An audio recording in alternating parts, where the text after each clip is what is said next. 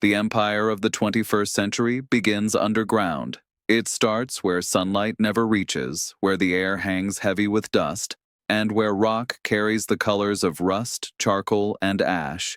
It starts where a person descends with a lamp strapped to their forehead and where an excavator bites into geological layers older than every modern state, now arguing over the rules-based order.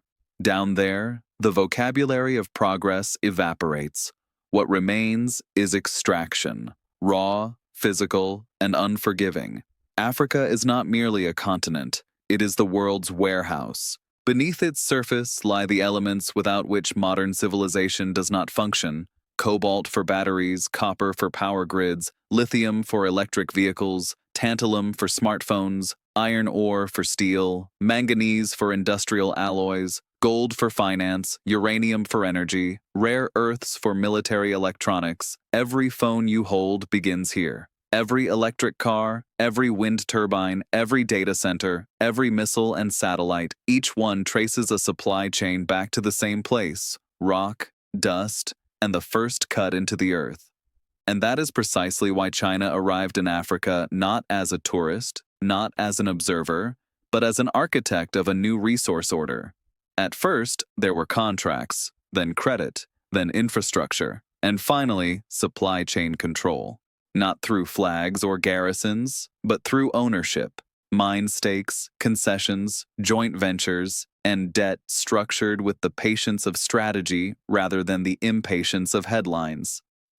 When African governments signed their first agreements with Chinese mining companies, the arrangement looked on the surface like classic development cooperation: capital in exchange for access, roads in exchange for concessions, railways in exchange for extraction rights, power plants in exchange for export contracts. Over time, however, the logic shifted. Because China did not want only to buy minerals, China wanted to control their source. In the Democratic Republic of the Congo, Chinese firms moved into cobalt. In Zambia, into copper.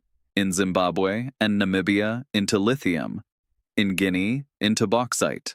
In South Africa, into manganese. In Mozambique, into graphite. In Sudan, into gold. In Ethiopia, into extractive sectors fused with logistics. This was not disorder, it was cartography. Africa mapped not by political borders, but by strategic deposits. A continent divided not into states, but into elements. And with that, a new era began. An era in which wars are not fought over territory, but over access to the periodic table. Children working in hand-dug shafts in Africa do not know that their day fuels battery factories in Asia. Engineers in Shenzhen do not see the faces of the people who pulled the metal out of the ground for their components. Yet the chain exists, long, global, and relentlessly efficient. It runs from the bottom of a mining shaft to trucks, to rail corridors, to ports, to containers, and finally into the factories of the new technological age. That is the real map of the 21st century. And on this map, Africa is not a periphery. It is the center of the struggle over the future. Because whoever controls raw materials controls production. Whoever controls production controls technology. Whoever controls technology controls the world. China understood that faster than the rest of the planet. Before cobalt becomes a cathode, before it turns into a battery, before it becomes part of an electric car, a smartphone, or a grid-scale storage unit stabilizing a wind farm, before it appears on climate conference slides as a symbol of clean energy, it must first be torn from the earth. And very often, that earth is located in one place: the Democratic Republic of the Congo. This is not an ordinary country. It is a geological vault. Beneath its surface lie resources whose strategic value in the 21st century rivals the role oil played in the 20th. And among them, one element occupies an almost absolute position: cobalt. When the world began speaking about electrification, energy transition, and lithium-ion batteries, Congo became a central node on the global technology map, not because it builds factories, not because it designs chips, but because it holds what makes those technologies viable. In the south, in the Katanga region, around Kolwezi, the ground looks like oxidized metal: red dust, gray ash, and a landscape shaped by extraction. Trucks crawl under heavy loads, roads stain everything with powder, and around them scenes unfold that feel like a return to the 19th century. People with shovels, sacks, and improvised tools, often without helmets, masks, or protection. This is artisanal mining operating alongside gigantic industrial sites, and this is where the chain begins, the chain that feeds a global energy revolution. Congolese cobalt rarely goes directly to Europe or the United States. It moves first through local buying points, then into processing and concentration facilities, then into logistics corridors, road and rail toward ports. From there, containers sail to Asia. Only then does cobalt begin its second life, its technological life. China understood early that it was not enough to purchase cobalt on the market. Markets are volatile. Prices surge, competition hardens. Whoever controls the source controls the future. Beijing therefore acted not only at the level of trade, but at the level of ownership. Chinese companies acquired stakes in Congolese mines. They entered joint ventures with local entities. They offered infrastructure in exchange for concessions. They built roads, power lines, substations, then secured access to deposits for decades. The model was simple and devastatingly effective. The African state received an immediate infrastructure impulse. China received long-term security of supply, no troops required, contracts were enough. In Kolwezi and surrounding regions, entire worker settlements, logistics bases, and extraction support infrastructure emerged. Chinese signage, machinery, technical standards, these became normal. In many areas, the local economy began revolving around a single axis: cobalt. The region did not just produce a commodity, it became a strategic component in the architecture of global electrification. But the story has a second face. Cobalt is not extracted in sterile laboratories. It is extracted in places where people live at the edge of survival, where state control is limited, where workplace safety often loses to the immediate need to earn. For thousands of Congolese families, cobalt became the only viable income stream. Children descending into makeshift shafts, women sorting ore, men digging without support beams in pits that can collapse without warning. These are not images from the past. They are images from the present, images embedded in the supply chain of the global green transition. The irony is brutal. Much of the West's ecological future rests on a material extracted under conditions that have little in common with ecological ethics. From Beijing's perspective, however, the frame looks different. China does not primarily interpret Congo as a tragedy. It interprets Congo as a strategic link. Cobalt is critical to China's battery industry, and China is the global center of lithium-ion battery production. Control the mines, and you control the first stage of the entire process. That advantage cannot be replicated quickly. Europe and the United States can subsidize factories. They can pour money into industrial policy. They can invest in recycling. But without stable access to cobalt, they remain dependent on whoever controls the upstream. That is why Congo has become one of the most important coordinates in the resource geopolitics of the 21st century. The government in Kinshasa is trapped in a dilemma that looks like opportunity from a distance and like captivity up close. It needs investment, yet it must balance enormous foreign interests. Every decision on concessions, taxation, labor regulation, and environmental rules carries not only local consequences, but global ones. In practice, Congo becomes both beneficiary and hostage of its own geology. Export revenues bring billions, yet much of the value creation happens elsewhere. Refineries, cathode plants, battery factories, these are predominantly outside the country, mostly in Asia. Congo sells the raw input, someone else sells the technology. It is the old African pattern under a new vocabulary. Yesterday, oil and diamonds, today, battery metals.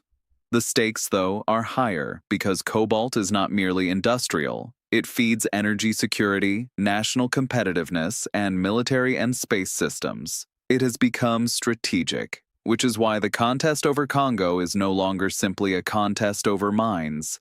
It is a contest over the future technological order. Every new Chinese investment in Katanga shifts the balance. Every concession changes the geometry of global supply chains. Every truck leaving Kolwezi carries a fragment of the world's energy future. And at night, while mining operations continue and machines work without pause, the world elsewhere sleeps with its devices plugged in, phones charging by bedsides, electric cars parked silently outside houses, grid storage stabilizing power systems. Few people think then about where that energy story began, often in places where electricity does not reliably reach the homes of the miners themselves. That is the darkest paradox of this era. The modernity of some is built on the resource reality of others. And by controlling the critical upstream stages, China has positioned itself as an architect of that imbalance, because whoever controls cobalt does not merely sell metal, they sell the future. If cobalt is the heart of the battery, copper is the bloodstream of modern civilization. It flows everywhere, through power cables, transmission networks, data centers, electric vehicles, wind turbines, solar farms, and every building that aspires to be modern. Without copper, there is no energy transition, no digitization, no electrified transport, only theory. And one place where this bloodstream runs especially thick is Zambia. Zambia is not commonly associated with high technology. It does not build satellites. It does not design semiconductor ecosystems. Yet it sits on what matters in the 21st century almost as much as oil mattered in the 20th. The Copper Belt, a copper-rich arc stretching across the country's north and into the southern regions of the neighboring Democratic Republic of the Congo. Here, the ground has been cut into layers of wealth. Towns like Kitwe, Ndola, and Chingola grew around mines like organisms attached to a single vital organ. Social life, economic rhythms, and political bargaining in the region often orbit one question: how much was extracted today? For decades, Zambia's copper sector was dominated by Western mining conglomerates. Then came waves of privatization. And then China arrived. At first, Chinese actors presented themselves as investors, technology partners, suppliers of machinery. Then they acquired stakes, financed smelters, modernized infrastructure, and gradually began integrating Zambian copper into China's industrial system. For Beijing, Zambia was not merely a raw material source. It was a piece of a larger design, not just to extract copper, but to control its life cycle, from mine to processing, from logistics to manufacturing, all the way to the production of cables, energy components, and electronics. Chinese firms invested in local smelters and processing plants. Officially, this signaled industrialization. In practice, it increasingly tied Zambia's output to China's downstream demand. More and more copper was processed and moved under specific contracts, specific volumes, specific supply chains feeding Asian industrial ecosystems. At the same time, Beijing invested in logistics, roads, rail lines, links toward Tanzanian and Angolan ports were modernized, redesigned, or planned with one objective in mind: rapid copper export. Zambia, landlocked, was plugged into corridor systems reaching the Indian and Atlantic Oceans. This shifted the power geometry. Once, Zambia sold copper broadly and negotiated with multiple buyers. Now, copper was increasingly embedded in integrated contract packages in which price, volume, and direction of export were entangled with infrastructure financing. Lusaka could see the benefits: jobs, increased output, more stable export flows, yet dependence on a single dominant partner deepened. China was not merely buying copper, it became central to financing the sector. When budget pressures hit, Chinese credit appeared. When mines needed modernization, Chinese development banks showed up. When a new smelter was planned, Chinese contractors arrived. A dependency spiral formed. Zambia's copper trajectory became increasingly linked to Chinese capital. Domestic political decisions, mining taxes, environmental regulations, labor rights, began carrying immediate geopolitical weight because they could alter the country's relationship with Beijing overnight. Meanwhile, copper's global importance surged. Renewable build-out requires enormous copper volumes. Wind turbines consume tons. Solar farms require kilometers of cabling. EV charging networks add further demand.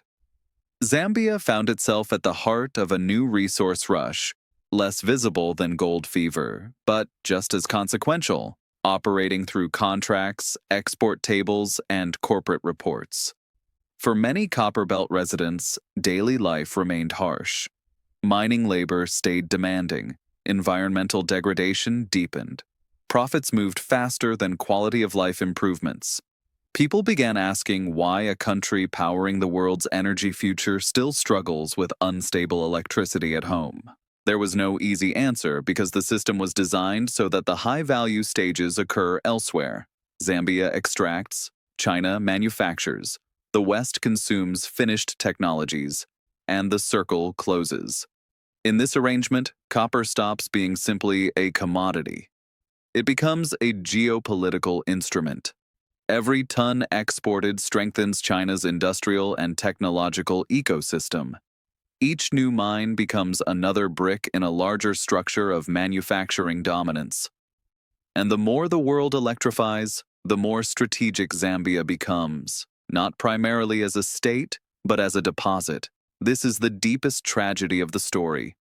When a country is viewed primarily as a storage site of resources, its society fades from view. What matters are tons, volumes, output indicators, not the people living above the shafts. Copper continues to flow, to ports, to factories, to the grids of the world.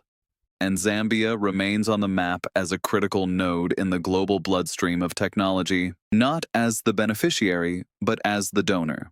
Before an electric car glides silently out of a driveway in Europe, before a storage unit stabilizes a Californian grid, before a phone connects to a charger again, before another speech is delivered about climate neutrality, something far less glamorous must happen first. Someone must tear open the earth. Lithium does not glitter like gold. It does not smell like oil. It carries no romantic mythology like diamonds. And yet it has become one of the most decisive elements of the century. It is the core of lithium-ion batteries. Without it, there is no electrified transport, no large-scale energy storage, no credible energy transition. This is why Africa has been pulled onto a new map of global fever. Not the old colonial fever driven by plantations and precious metals, but a new one. Technological, green in branding, yet often dirty in practice.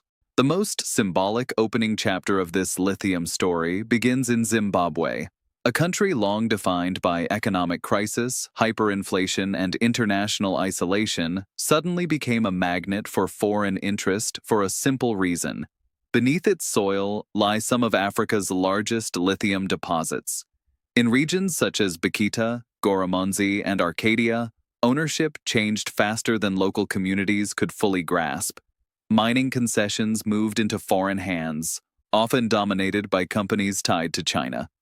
Beijing's arrival was not random.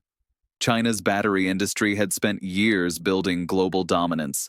Gigafactories expanded around Shenzhen, Shanghai, and the Pearl River Delta. Cell production reached a scale few could rival. But that scale demands inputs, vast, stable, cheap inputs under control. Zimbabwe was an ideal target. A government desperate for investment opened the door widely. Chinese firms acquired stakes, built processing capacity, and developed transport infrastructure. Officially, this was industrialization. In practice, it plugged Zimbabwe into China's battery supply chain. Over time, the state tried to respond, introducing restrictions on exporting raw lithium to push investors toward local processing. Yet, even these measures did not alter the core structure. The technological, logistical, and trading decisions still sat largely outside the country. Lithium left Zimbabwe in ever larger volumes, in containers, in concentrates, in semi-processed forms, heading toward Asia, where the true value would be created. Zimbabwe was not unique. In the continent's southwest, another lithium point emerged, Namibia. Politically stable, relatively predictable, with a growing extractive sector, Namibia became a testing ground for a newer model, attempting to attract capital while maintaining stronger regulatory control. Even there, the pressure of global demand outpaced institutional capacity. Chinese firms arrived with prepackaged systems, financing, technology, guaranteed offtake, logistics. For local governments, the offer was hard to refuse. No need to build everything from scratch. Sign the agreement, and the system arrives. In the background stood South Africa, the region's industrial heavyweight. Even if it is not the largest lithium producer, it functions as a critical technological and logistical node. Research capacity, export ports, metallurgical industry. China deepened cooperation with South African entities, contributing to a regional ecosystem for battery minerals. A new map began to form, Zimbabwe as a source, Namibia as alternative reserve capacity, South Africa as industrial and logistical hub, and China at the end of the chain as the processing and manufacturing center. Again, this was not coincidence. It was strategy. Beijing understood that control over the green transition is not primarily about building wind farms or solar parks. It is about controlling the inputs that make those technologies possible. Control lithium, and you influence the pace of electrification itself. Europe and the United States recognized the vulnerability late. Efforts to diversify supply, invest in recycling, and build domestic extraction appeared, but Africa was already largely integrated into China's system.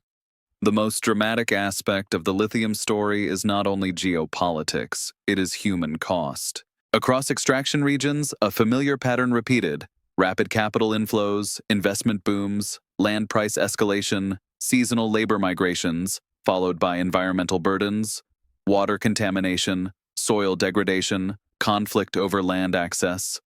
The West's green transition left brown traces across African landscapes. And here lies the largest paradox. The world speaks of ecology, yet lithium is not extracted ecologically. It requires enormous quantities of water, chemical processes, and energy-intensive treatment. In regions where communities often lack reliable electricity and clean water, projects emerge that serve the global clean energy industry. Tension accumulates. Local communities begin asking why rivers dry up so that a car can be charged thousands of kilometers away. Why land becomes an extraction zone while affordable energy remains out of reach. Yet these questions rarely make it into global climate summits, where the language is dominated by emission percentages, neutrality targets, and charts rather than villages swallowed by waste piles. In this sense, lithium has become the symbol of the new era. An era in which wars are no longer fought over oil, but over elements. An era in which energy transition is not merely technological, but geopolitical. An era in which Africa returns to the center of global demand, without necessarily entering the center of global decision-making. China exploited the moment with precision. It built dominance in battery production, secured lithium sources, integrated African projects into its supply chains, created a system in which even if the raw material does not originate in China, it still ends up in Chinese factories. This is a new kind of power, not purely military, not overtly colonial, but logistical and technological, and Africa has become one of its foundations. Lithium continues to flow, from Zimbabwe to ports, from Namibia to terminals, from South Africa to factories, from factories to the world. And the world applauds the green transition, rarely stopping to ask who truly pays its price.